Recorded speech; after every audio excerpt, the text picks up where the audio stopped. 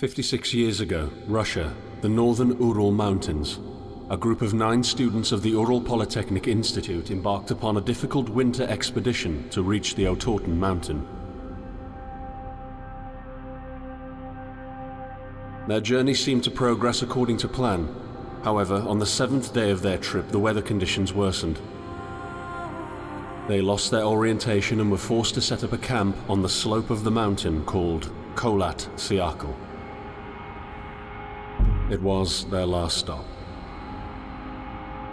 3 weeks later in Yekaterinburg, when their families received no word of their success, the first rescue expeditions were sent.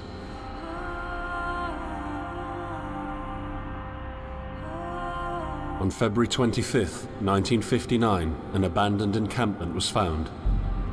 The tent was torn down and covered with snow, with all the group's belongings left inside. Further examination revealed it was cut from inside out. The surrounding footprints indicated the crew had fled the tent. They were barefooted. This suggests a frantic escape, characteristic of people scared out of their wits. 2 sets of prints led to a forested area down the slope. The rescue team found an improvised fireplace and 2 bodies. They were lying in but their underwear, with cuts and scratches to their limbs, suggesting they had tried to climb the tree in panic. What could terrify them so much? The next 3 bodies were found scattered a few hundred meters from the first discovery. One of them had suffered a fractured skull, this despite no evidence of a struggle. It took the spring thaw 2 months later to enable the rescue team to find the rest of the victims. The last 4 skiers were found buried in a thick layer of ice and snow. Their autopsies led to even more bizarre findings. All of the bodies had severe internal injuries caused by an undetermined force, similar to that of a serious car accident. No external damage nor bruises were visible, besides a tongue ripped from one victim's mouth and a strange orange skin color. Much speculation arose from these puzzling events. Such theories included attack from the local tribesmen, from an avalanche, or animals. Each theory, however, only served to create more questions. The truth behind this tragic course of events remains unexplained to this day. What really happened? Maybe the answer still waits to be discovered, deep under the snow.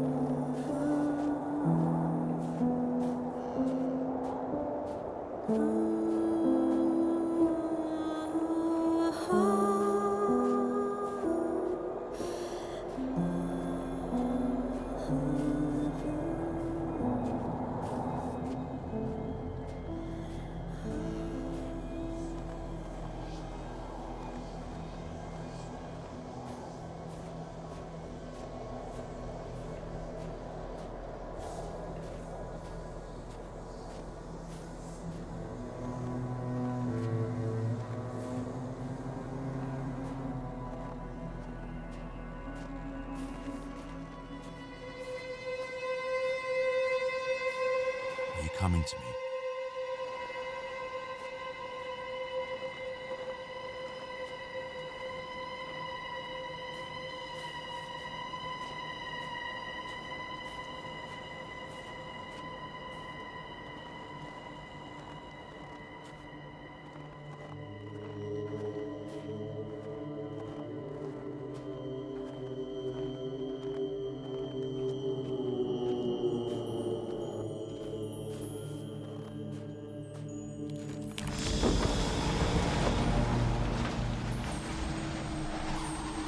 In the end, the only thing I saw was a flash, an insufferable burning light, the pain ripping apart my body. I felt it tearing out of my soul. After a while, I was nobody, nothing. The light went out and I vanished into overwhelming darkness. I welcomed the end with delight.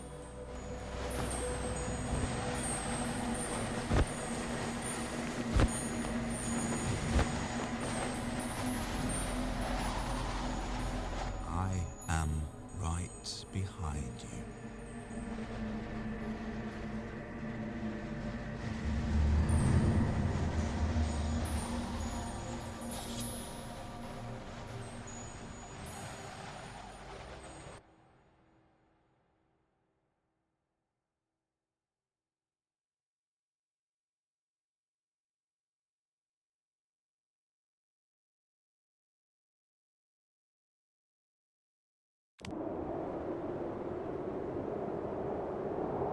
Have you ever tried to hold on to your humanity when others convince you of being no more than a subject, an object, which they can bend to their will? When they told you that you were a monster that deserved punishment, and you could really not remember your sins? When they took away your loved ones, leaving you to rot in the dark? The problem is that in their darkness, you have never been alone.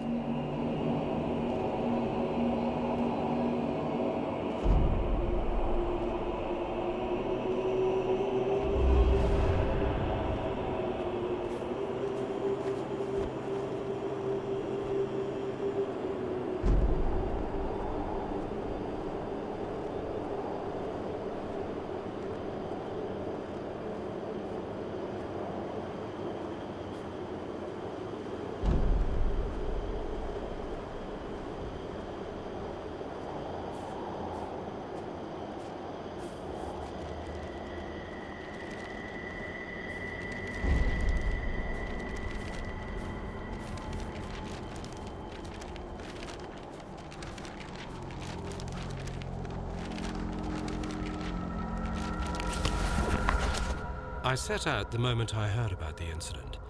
I was in the area, so I reported to the unit myself to be automatically assigned to the case.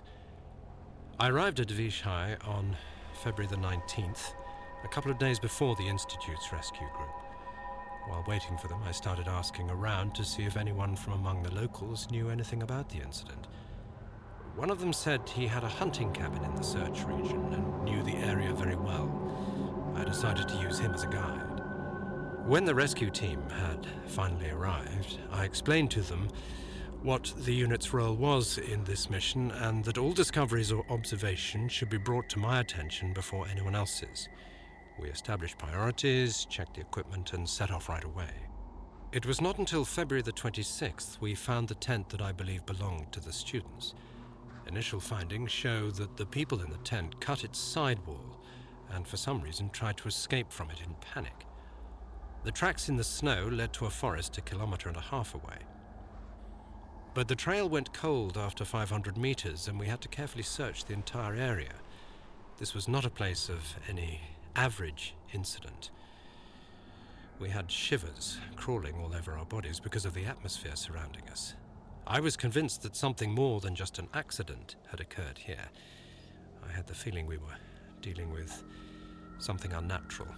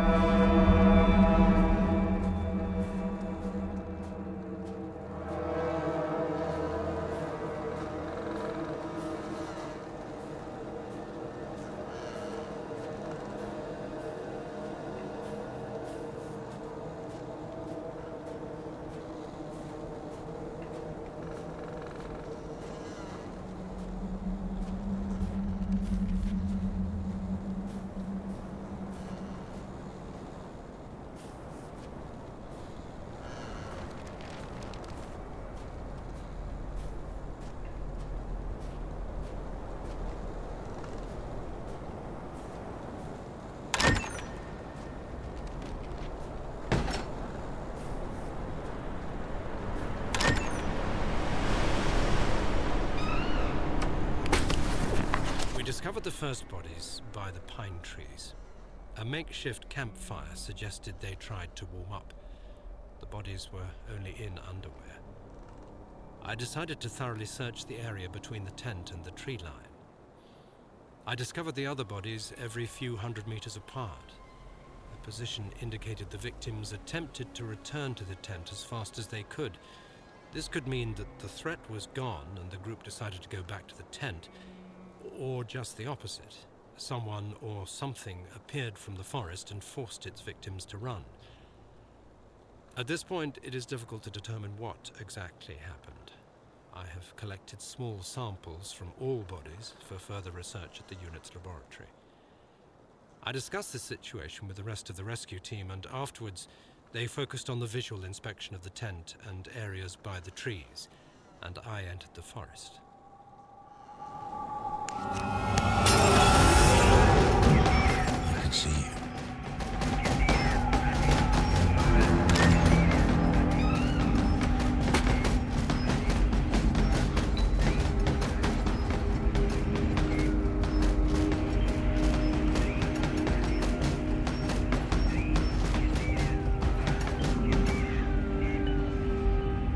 Where are you?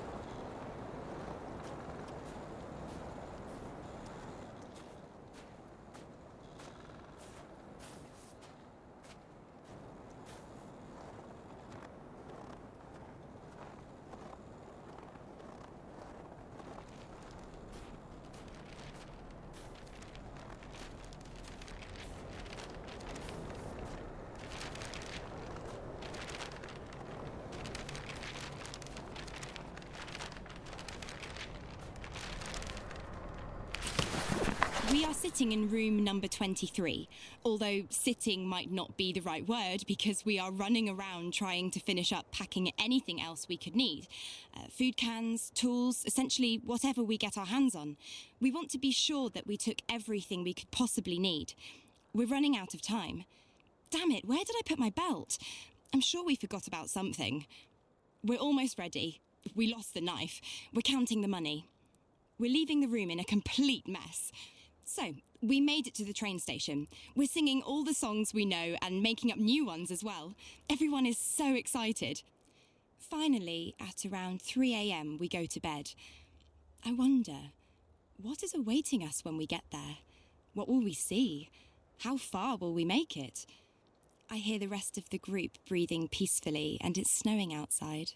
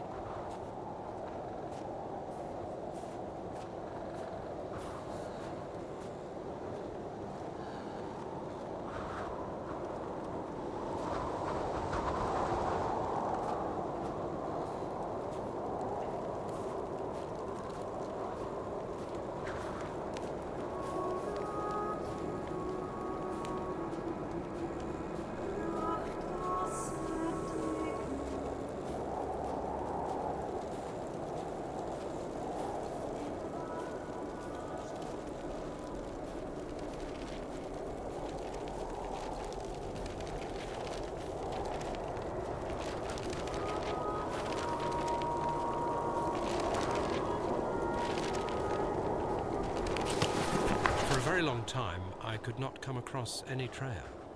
The tracks came and went as if someone was playing with me, as if the victims were moving.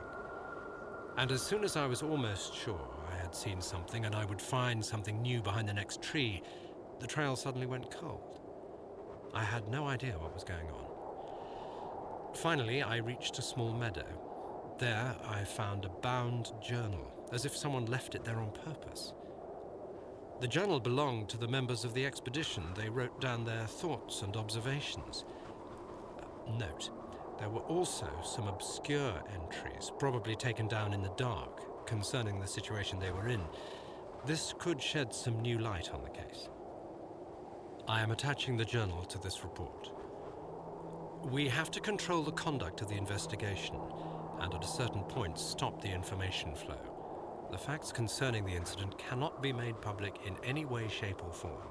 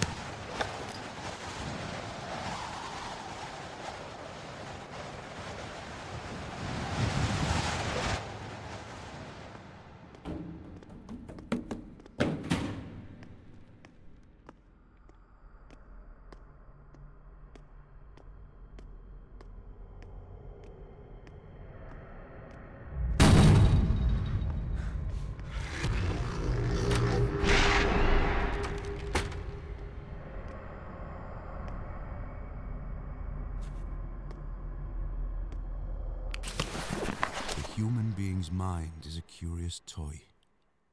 Consumed by pain and madness, it resists but defends itself from what can set it free. The path to understanding leads through contradiction.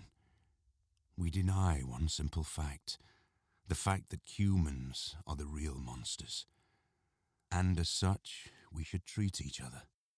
Although I had been deluding myself otherwise for so many years, I have finally figured out my true nature. Remember that in the darkness, you are never alone. There is always someone who awaits your fall.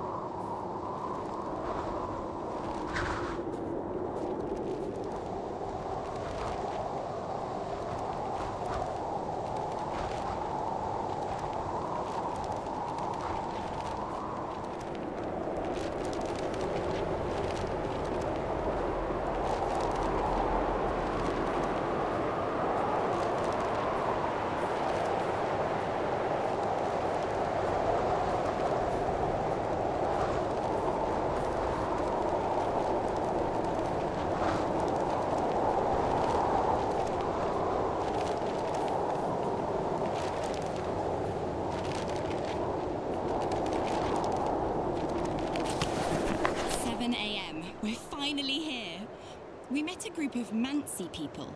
They have weird tools. I think they're for hunting. We've also encountered local hospitality when we were not allowed to enter the railway station because we were singing too loud. But we received a very warm welcome from the local school. We had a bit of time, so we met with the students and told them about our expedition. When we reached another station, some drunk accused us of stealing his wallet. Police got involved, but luckily, after some explanations, the whole thing got sorted out. We spent the whole night in the train speaking about love, religion, politics. When we felt tired, we went to bed, but since the compartments were not closed, we decided to keep watch and switched every couple of hours. There are moments when I doubt whether we are ready for such an expedition. Disturbing thoughts are haunting me. Maybe we misjudged our capabilities. Others say we'll make it, but I'm afraid.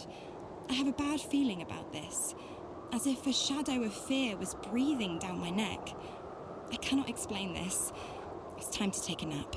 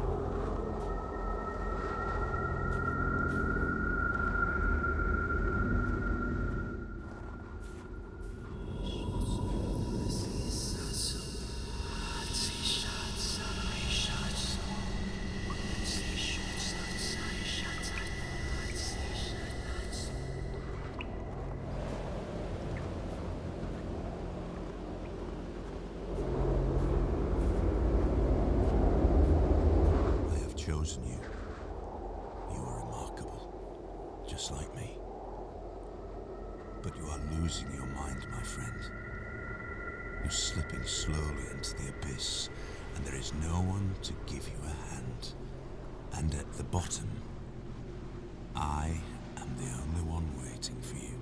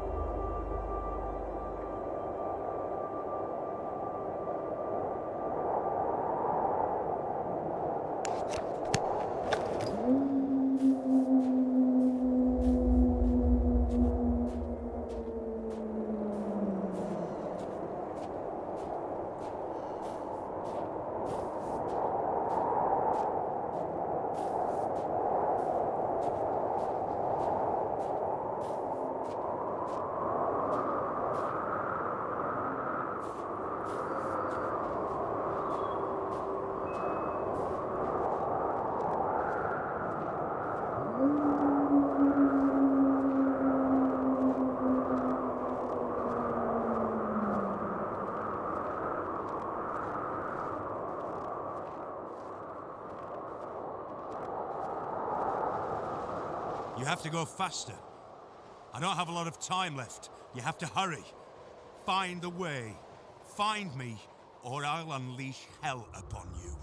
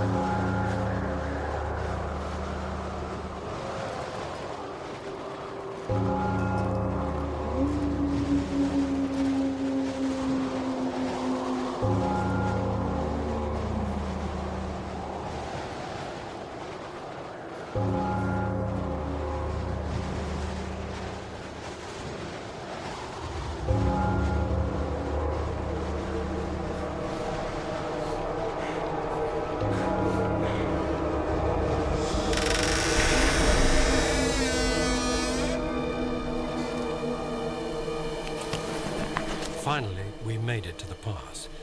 Thank God, we made it. On our way, I felt someone was following us.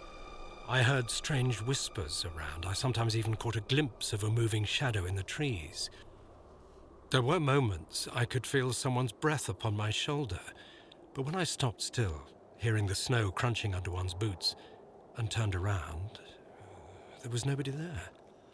I had the impression this is a place of some horrid altar of madness. Nothing is as it should be. Or it's some kind of a nightmare. And then we found the bodies. Something told me not to look, but it looked like something was sticking out. Or maybe there was just some voice in my head which kept repeating, "Go down there, go." I can hear it clearly even now. So I went down and found the remaining 4. The way they looked, what on earth could have happened to them? I'm not able to describe it in detail. Smashed skulls, twisted limbs, broken ribs, torn, cut, or burnt skin. Never ever have I seen anything like this. A gruesome image of madness or some sick experiment. As if someone or something played with them and abandoned the destroyed toys in the forest. I felt madness was slowly but firmly overcoming my soul.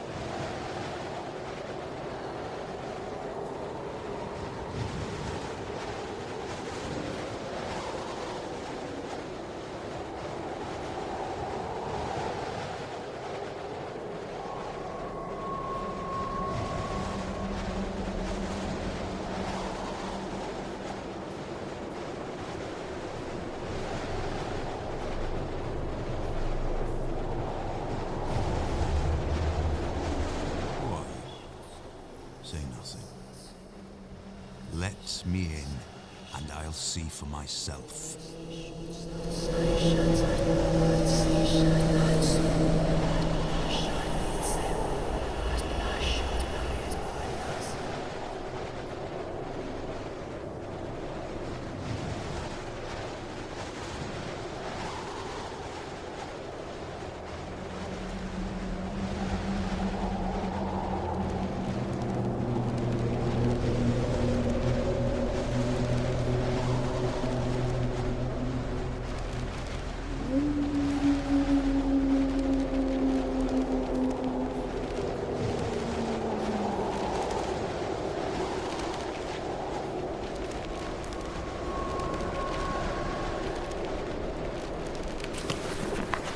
In something you could call a hotel.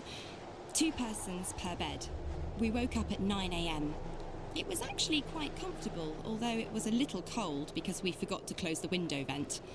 We ate breakfast, packed our things, and at 11 a.m. we were ready to go. We set off in the back of a truck, so it was a bit cold. During the ride, we talked about absolutely everything we could think of. On the spot, we spoke with some local workers. I remembered one in particular. He had a red beard. Friends called him Beardman. We cooked and ate dinner, and now we are resting. Half of the group is looking at some maps, the rest are sleeping. I started handling the equipment and writing. It is still a bit too cold. My hands are shaking, but finally my thoughts are much brighter than yesterday. No creepiness in them whatsoever. There's a long way ahead of us, but the only thing I can feel is excitement.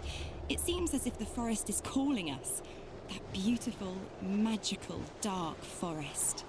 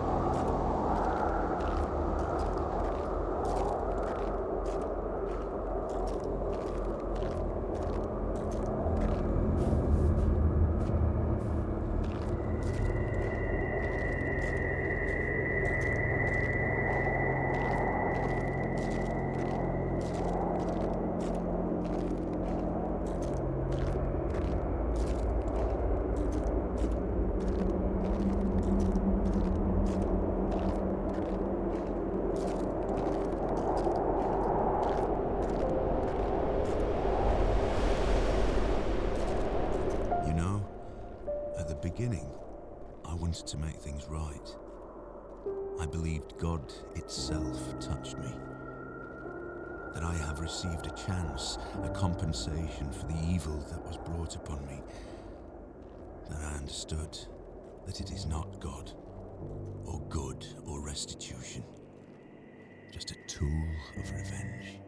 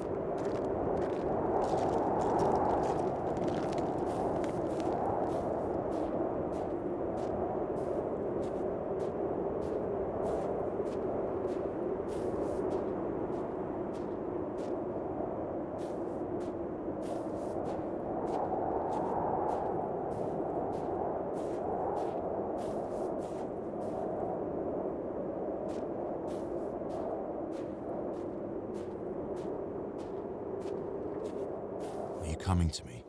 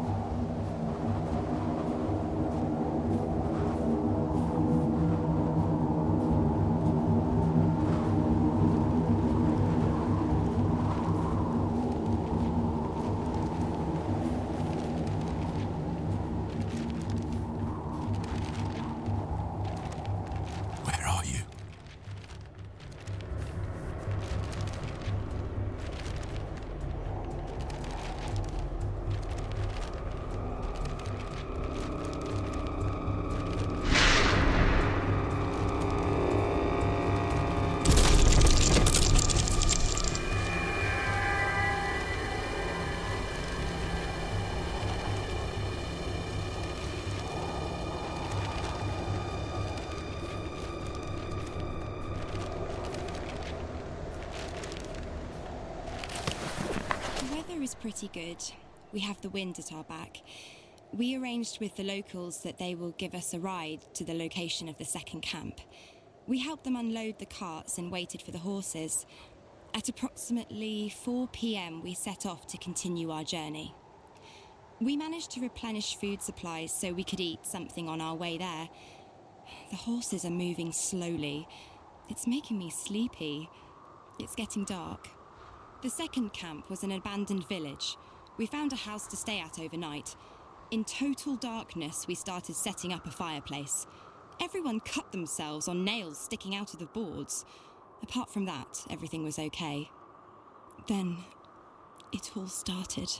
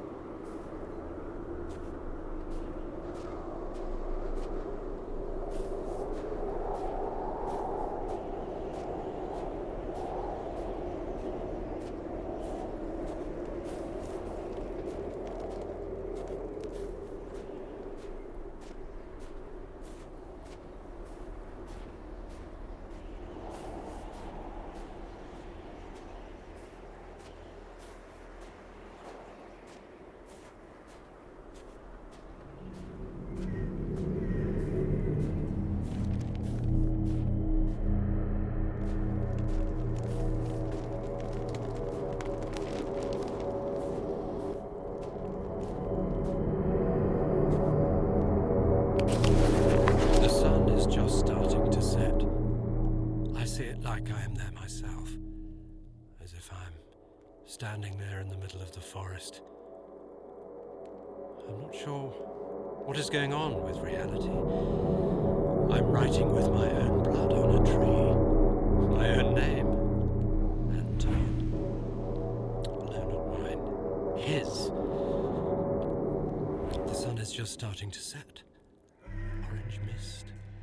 Orange mist all around. I see their bodies coming out of the woods. I hear a scream. A horrific scream of terror. Is that my voice? I think it is. Where's Anton? Where did he come from? How did he get in? The sun is just starting to set. He is in me. He's in my head. He's coming in through my eyes. The eyes are windows to the soul. He has no soul. Where is Anton? I'm dropping in a bottomless abyss, falling into the past. Dead and rotting hands are catching me on my way down. I can feel them whisper into my ear. Now you are ours. You will never leave us. I'm calling him. I'm calling Anton. Where is Anton? I don't know. I see nothing. My eyes are overflowing with blood. I have to escape. I have to run away. I have to start running. The sun is just starting to set.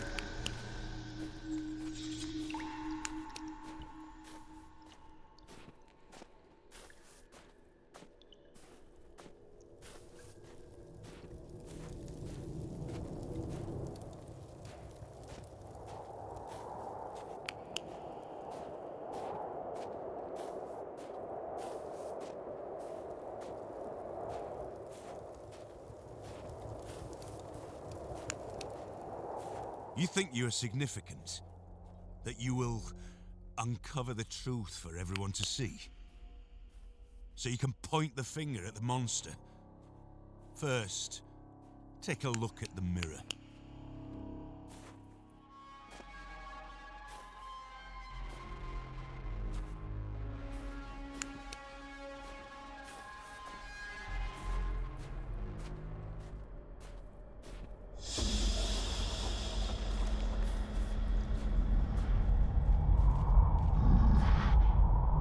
I am right behind you.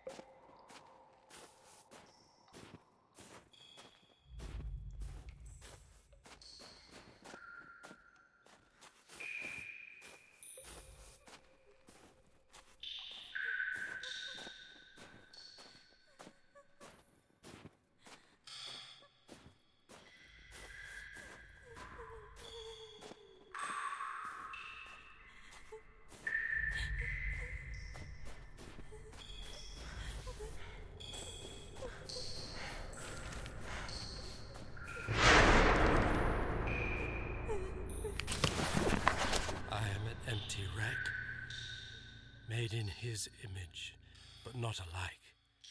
A servant, obedient to one master. My body is a shell, and I am ready to absorb him. Now I see the plan. I see the magnitude of devastation. The Creator summons me, and I want to be his food. I am humming his tune. I am looking at the world through his eyes. I drink the blood of his enemies and taste the rotting bodies. I feel the sin sprouting under my skin. I hear screams in my head. I hear them calling me. I hear the calling of the ones that through him have already found their eternal shelter. Free them, my lord! Free them, and take me instead! Fulfill your revenge! At the hour of my death! An army of angels comes out from the orange light. Their song is made of one powerful voice. I feel their presence, their twisted faces, their black eyes drilling into my consciousness. They demand to finish the work. Oh, his presence is overcoming me. So poor and defenseless. What have they done to you? What harm? There is a place. You were there. And so was I. A huge gate, and the Creator hidden behind it. Only those few who touched him could understand, but you could. You understood, and I understood through you.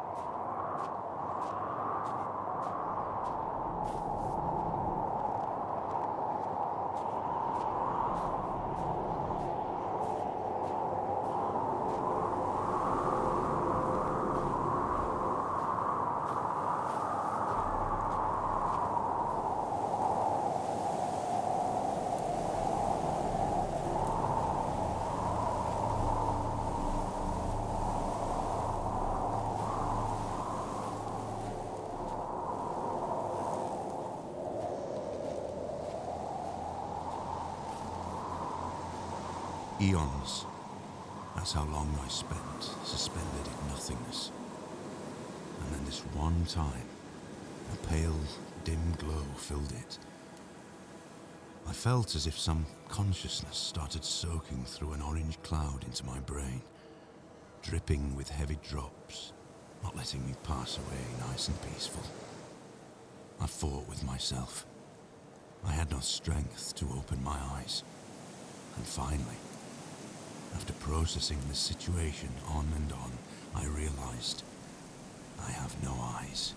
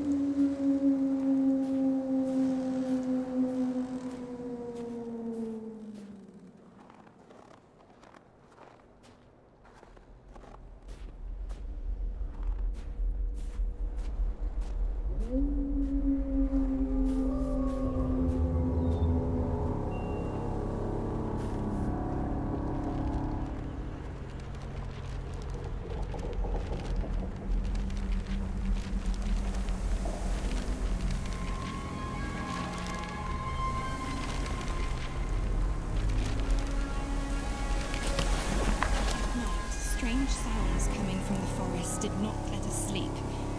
It's hard to tell what it was. It sounded to me like someone was calling me, but the rest of the group said it had been some kind of humming. We will ask the locals if we meet them again. In the morning, everyone was a bit scared, but after breakfast, our moods improved.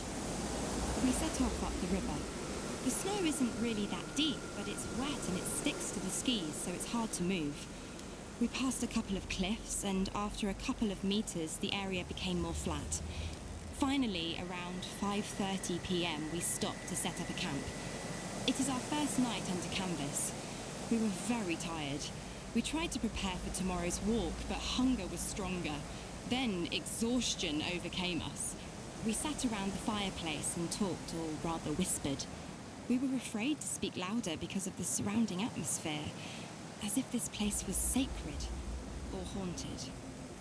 At last, we took shelter in the tents. Somehow, nobody feels like sleeping. We thought someone was passing by on the trail nearby, so the boys went to check it out, but there was nobody there. Maybe it was some animal. Again, I can hear the sounds from the forest.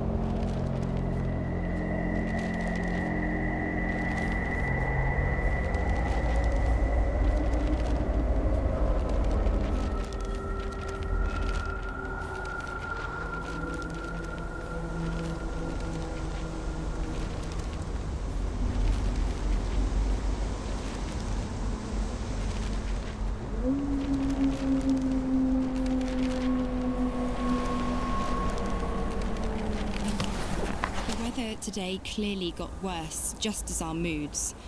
We're all a little scared of what happened last night. There were even some suggestions of going back, but that was outvoted. We set off at around 10 a.m., going the same Mansi trail as we did earlier. We encountered a small camp of a local hunter during our hike. We asked if he had hunted the other night, but he said no.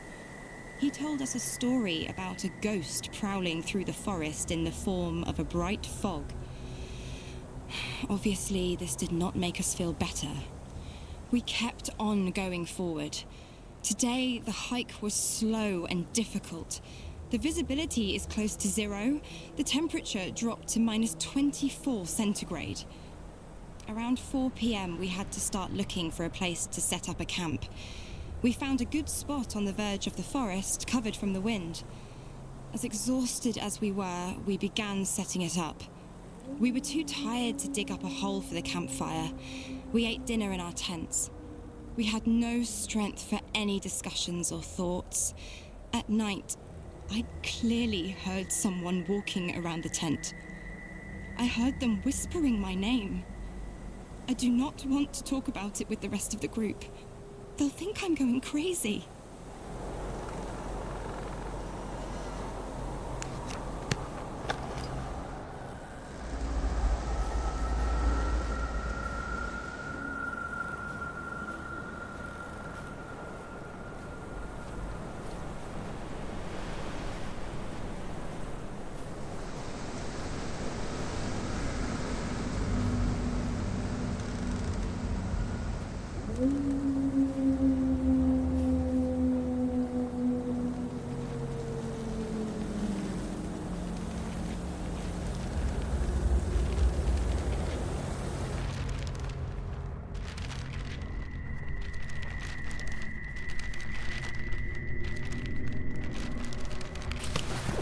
My dear Vera, I'm spending my time in the Institute on long walks in the park.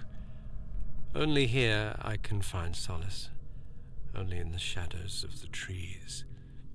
My thoughts are peaceful when I see how the sun brushes the green leaves and the wind covers my face in a gentle, warm blow. The doctors say the worst is behind me. The breakdown was temporary. It's difficult for me to say what triggered this state. I know you'll never forgive me for what I've done. The tragedy that I've contributed to shall never find any justification or explanation. I can only cover it up with madness. But I am aware that this is a pathetic excuse, and I'm not able to hide behind it. I take full responsibility for what happened, and I am prepared to be punished. The doctors, however, say I will probably not leave the Institute. You must know I would rather rot in prison 100 times for what I have done to you. I have to confess, I tricked you. I knew you would never, ever want to hear what I have to say to you. That is why I sent my friend with this letter to your sister, and after a lot of persuasion, she agreed to read it to you. I thank her from the bottom of my heart for this. I'm ending this letter. I want to bore you no more. I love you and believe that someday, hopefully, I will be able to tell you all this in person. Luckily, my friend Anton is by my side at all times. He was the one that went to your sister.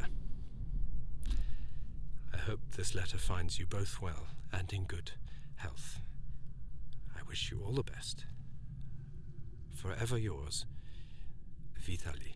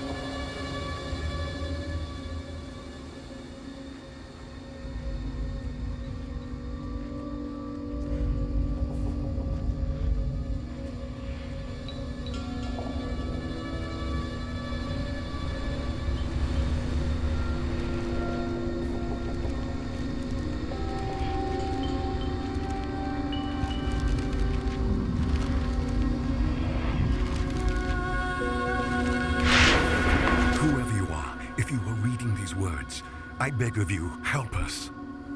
We are in a place they call Post Office Box 5. I don't know where this is. I don't even know what year it is. They are not allowing anyone from the outside to have contact with us. They lock us up in cells, 4 in each. I saw dozens of cells like that. They talk about something they called Anomaly 7.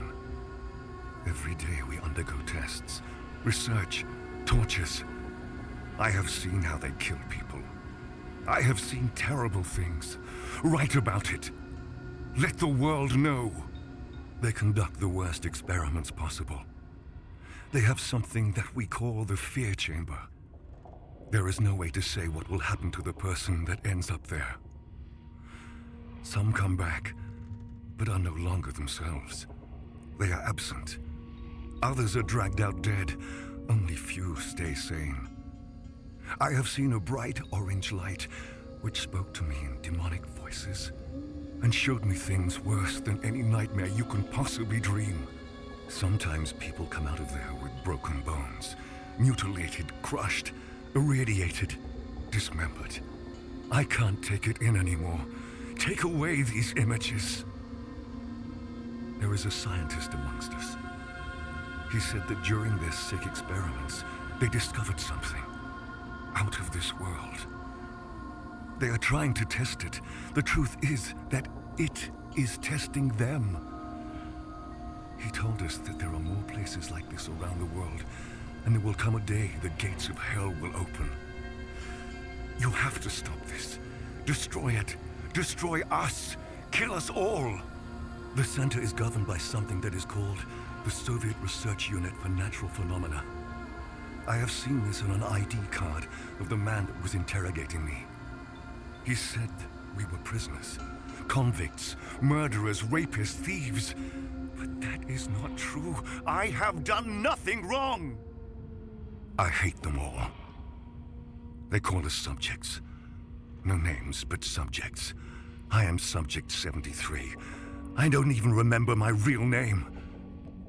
I beg of you, please help us. Burn it all to the ground. If only this letter reached beyond the walls of the center.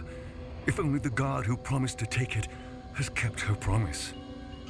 You have to do something. I swear by all that one holds sacred, you have to. My only cellmate, Anton, whispers in my ear that everything's going to be fine. That the orange light is singing in the voices of hundreds of angel choirs. Anton promised me that if I listen carefully to the singing, he will free me. Sometimes, however, I think that all of this does not exist.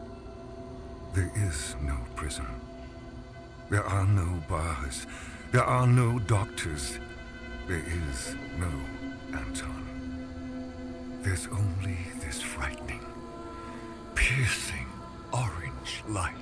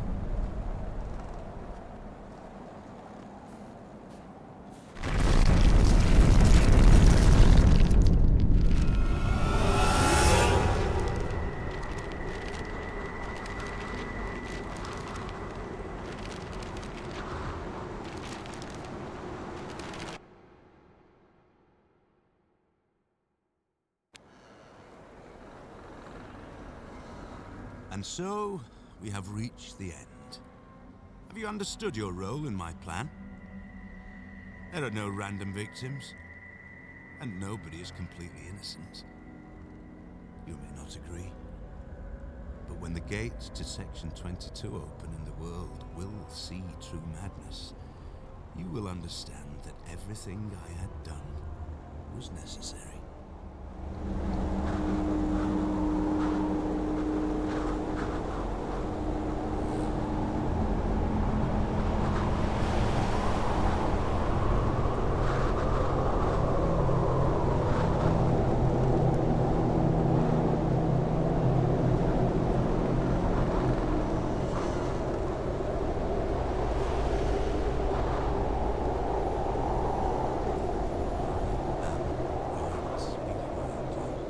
What's your name? Is that you? Where are you? You hear me?